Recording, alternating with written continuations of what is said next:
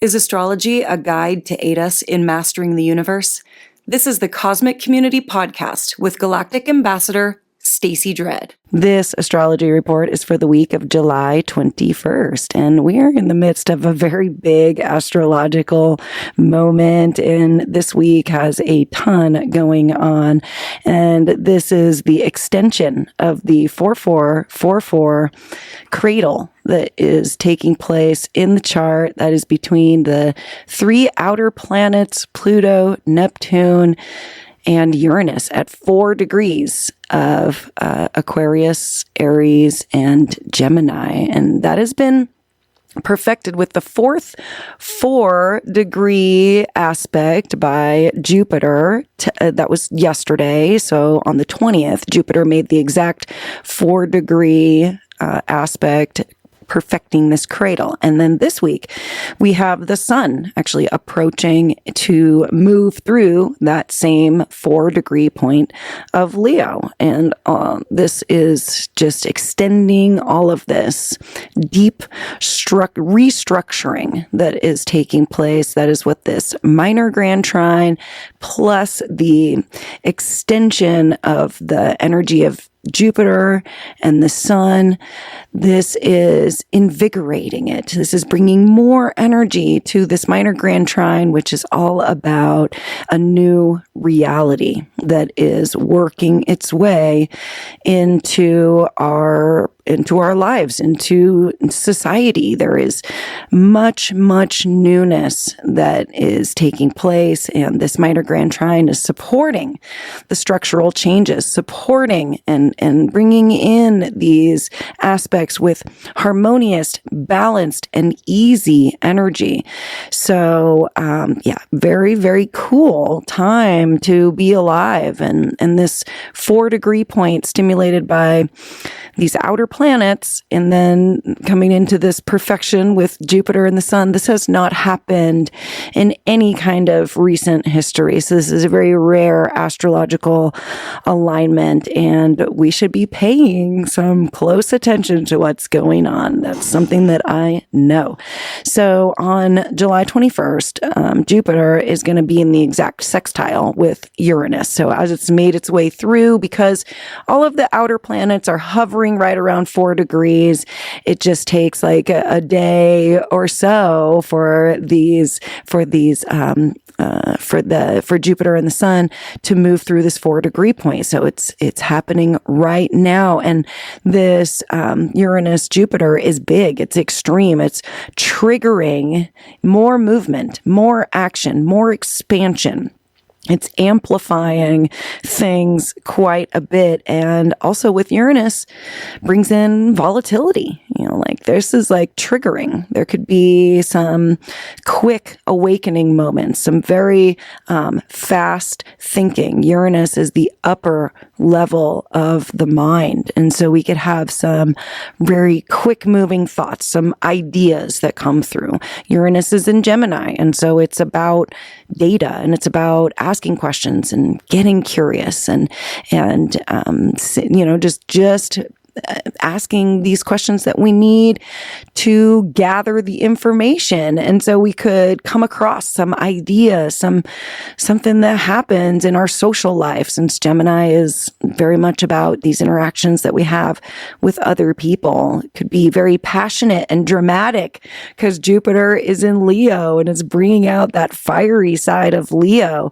And also, Jupiter is in the exact opposition with Pluto at 4 degrees here. So this is very, very intense, and it's going to be a very intense week with a lot of Plutonian aspects. Also, Pluto is the planet of intensity, power and control issues, and the undercurrents of society, the undercurrents of things that are taking place, the shadow areas, the secrets, the things that are meant to stay hidden, the taboo topics. So these kinds of things could be coming out underneath this astrological energy. And the moon moves into Scorpio on the 21st. And so that brings out even more of the Pluto energy, since Scorpio is ruled by Pluto. traditionally ruled by Mars. These are the two malefics. This is the tough energy.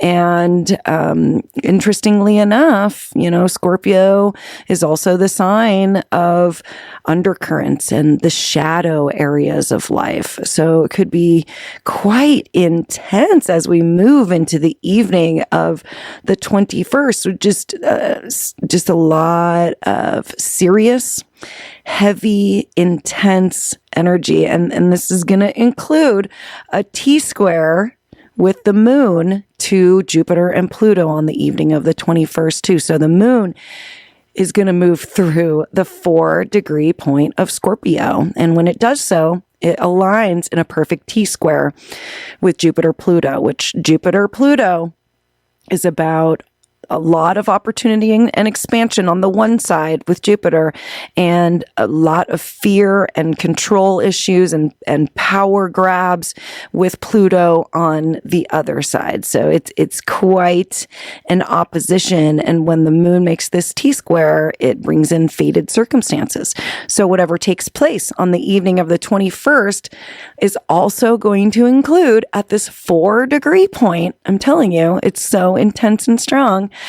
There's going to be a finger of God aspect with the moon also, since so many planets are at 4 degrees. When the moon moves through, it makes this finger of God aspect, and it perfects this cradle, and it all shoots out through the moon. It shoots out through Scorpio. So it shoots out through the intensity and through the energies of Scorpio.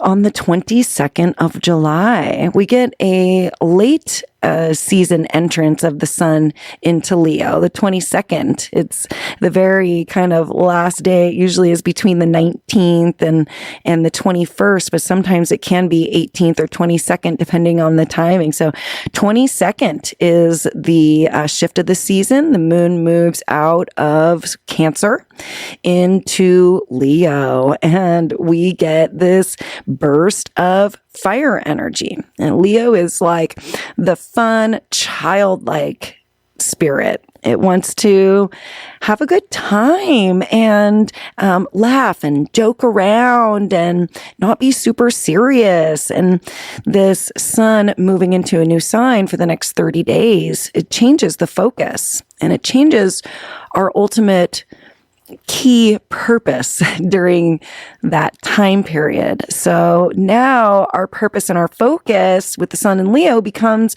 having fun. And this is where the sun rules the sign of Leo also. So we get the strength and the brilliance and the brightness of the sun with Leo energy. And it's big, it's fiery, but it's also not afraid to take the spotlight and to step out into the public eye. See, Leo is a bold, outward type of person. This is going to be working within us in the next 30 days to allow us to be a little more confident and to go out in the spotlight a little bit more.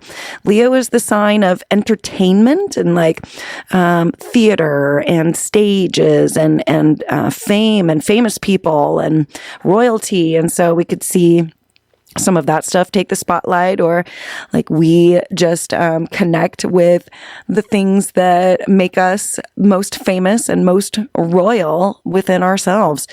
The sun, as it moves into Leo, is going to make an inconjunct with the North Node. And so we're making adjustments to where this Leo energy is moving us into the future. And the North Node is at the 1-degree point of the sign here, and that's in Pisces, and is going to be moving into Aquarius later this week. We're actually going to be talking about that. So we are making some last second moves here with this North Node finishing up in Pisces. This is that critical degree point. So with the sun making an inconjunct here, it could be some critical adjustment that we need to make to the future to allow that to pan out. This is a day, the 22nd, of inconjuncts. There are so many inconjuncts on this day. So just know that the 22nd is a day of adjustment. There could be things that just take place around us that are out of our control, and we just have to work with it, like Venus in an inconjunct to Saturn. This is like making adjustments to the serious side of life and relationships and our financial lives, making adjustments to become more responsible, to become more Saturn-like, to be more rational and realistic and practical. And so inconjuncts are not super active. A lot of times it's just sitting with things and realizing and accepting and adjusting to the way that things are. On July 23rd, the sun moving through those first couple of, actually just the first degree. This is still at the 0 degree point, where we make a square with Chiron. Chiron is at 0 degrees of Taurus. And so anytime a planet moves through the 0 degree point, it's going to have an interaction with Chiron. And Chiron is our wounds. So we could have some of these wounds be brought up on the 23rd, where a square is challenging and it kind of sometimes can take us by surprise. And it does, as opposed to the inconjuncts, squares allow us to take action. In fact, it's best to take action on a square when we're being challenged, because that square is going to help us to step up into the next level, right? We're going to take that challenge and we're going to make it something that we can learn from. So we learn from that and we can ultimately move forward. If we just trip over it and pretend like nothing has happened and try and ignore it, then chances are it's not going to be as smooth moving into the future. We want to use the opportunities that we have as we're being presented, as above, so below. When the skies are moving through these alignments, we want to follow in suit and use the energies and move into these alignments too. So some type of highlight to our wounds on the 23rd.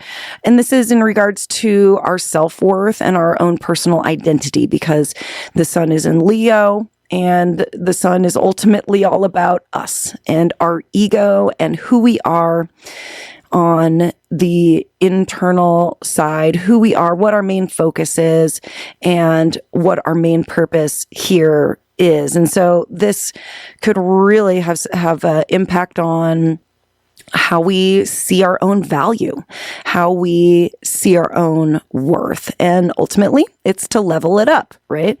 And then on the 23rd, also, Mercury is going to move stationary direct. We've been in a multi-week process of Mercury in Cancer being in retrograde. And that means that it moves forward, as far forward as it can go in this retrograde. It was 26 Cancer, and it stations retrograde, and then it starts to move backwards and catch up with itself, where we reorganize, re-edit, review in this Cancer area of our life during this retrograde. So it's been all about the home life, safety and security, our family, our needs in terms of safety, security, and how we are getting those things and how we are working with those things in our life. So Mercury stationing direct or retrograde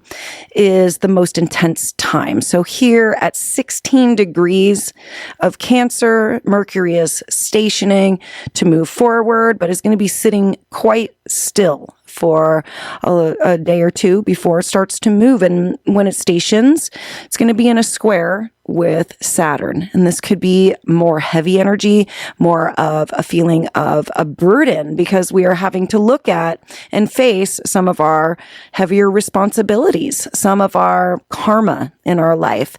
Saturn has to do with karma and what we have to do to balance out our work and our play in life so that we do have a balance there. This is also the time when Mercury is stationing, when we see the biggest issues with technological glitches, with breakdowns, mishaps in terms of transportation and vehicles. So that is something to pay attention to on the 23rd. And then the moon moves into Sagittarius, and we have another T-square with the nodes of fate. This one is at that 0 degree point when the moon moves through 0 degrees of Sagittarius, makes a T-square with the nodes, a very fated circumstance on the 23rd. Whatever it turns out to be, Sagittarius energy is another fire sign. It's passionate, it's big, it's ruled by Jupiter, so it blows everything up. It wants everything to become bigger than it is. And so this could bring in some of the vibes of exaggeration. That is something that Sagittarius energy, in sort of its lowest vibration, can tend to exaggerate quite a bit and blow things out of proportion. But Sagittarius is ultimately the vision, the visionary, the vision seeker, is looking to pull together that larger vision and perspective of whatever it is that we're looking at. So T-square in Sagittarius helps us maybe possibly get a cosmic course correction to that greater, grander vision.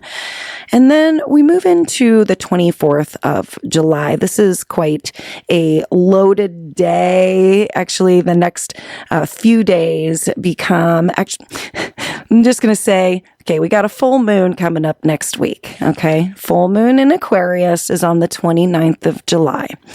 So with all of this 4-4-4-4 action taking place, this minor grand trine, these intense T-squares, the Sun-Pluto opposition, I mean, it's like loaded. So be aware that it is just a hot, hot moment that is working its way into next week through the full moon in Aquarius. So I think that this energy is going to still be peaking into the middle of next week. So that is kind of starting here as the sun moves into Leo on the 22nd. And then on the 24th, we get another strong aspect, which is Neptune in the exact sextile with Pluto. So more of this Plutonian energy. And ultimately what Pluto wants to do, Pluto wants to burn down the old so that we can build the new. It's about death and rebirth. Pluto is not just about death. It is about the opportunity for the new thing to take place. And Pluto energy is meant to be embraced because have you ever gotten a new bookshelf and then you placed everything up on it, and eventually there's like so many things on that bookshelf that like you have to get like another bookshelf, and that one gets filled up and another bookshelf, and ultimately we're full of bookshelves, and so this Pluto energy is like you want to actually, when you get a new bookshelf, you want to go through that old bookshelf and allow more space to come in there so that you're not just filling up and becoming over the top with too many things. That this Pluto energy really does want us to release the old to allow for new to come. So there is like some kind of big transformative aspect on the 24th. Neptune Sextile Pluto is about our hopes, dreams, and desires. Pluto is about transformations that get us into our new reality. Again, this 4-degree energy between all of these outer planets plus Jupiter and the sun is very rare, and it's very intense. And this Pluto coming in is telling us release the old, because something new is coming with the new reality.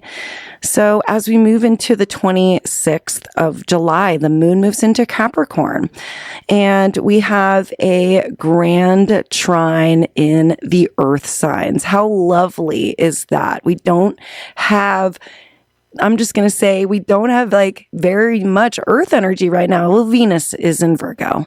And so that's lovely. But other than that, she's like all alone trying to hold us down, and bring us back down to Earth. So as this grand trine comes in with the Capricorn moon, this is a really great time to be productive, to take something seriously, make that, make a to-do list, because Earth signs are really good at like getting stuff done. Saturn stations retrograde on the 26th. This is at 14 degrees, 44 minutes of Aries, more fours in the chart. And Saturn stationing retrograde, we're going to feel the Saturnian energy strongly this week. This is another sort of heavier energy that's coming in as the moon in Capricorn moves in. See, Saturn rules Capricorn, so they're going to vibe together, and it's going to bring in responsibilities, rules, boundaries, restrictions, things that sort of limit us, make us feel like we're boxed in a bit. It's a drier type of energy, but again, it's coming in to help ground us during a very, very intense, fiery, airy time. And it's moving into more fiery, airy time because on the 26th, the South Node moves into Leo and the North Node moves into Aquarius. So we get a change of the nodal positions, and the nodes are where we're doing our karmic work. Where we are headed in the future is the North Node, and where we are walking away from in our past is the South Node. So these are going to be changing, having a shift of focus, the areas we're headed toward in life and the things we're kind of leaving behind. And so this is going to bring about some new big life changes in the Leo and Aquarius areas of our life. And Leo is like big time being spotlighted this week. So definitely check out the Leo area of your chart. Where is that? What house is that? What does that represent? Because it's being highly, highly stimulated. And even more as the sun moves in to the 4-degree point of Leo on the 27th and perfecting the 4-4 cradle once again, bringing it in to our own personal reality, the sun, bringing it in to to how we are identifying in this world. This is where the 4-4 cradle literally melds with us and becomes part of us. The heat in Leo, the heat of the sun and Jupiter together as it's building into this full moon is literally going to create fusions with this heat, and it's going to be a permanent fix to the future because it's opposing Pluto also. It's just very exciting. I could talk about it forever, but I'm going to have to come back next week for some more. So I really appreciate you being tuned in here to the Cosmic Community Astrology with your Galactic Ambassador, Stacie Dread, and we'll be talking again very soon. Take care. Peace. Thank you for listening to the Cosmic Community Podcast. More can be found at kpov.org/thecosmiccommunity.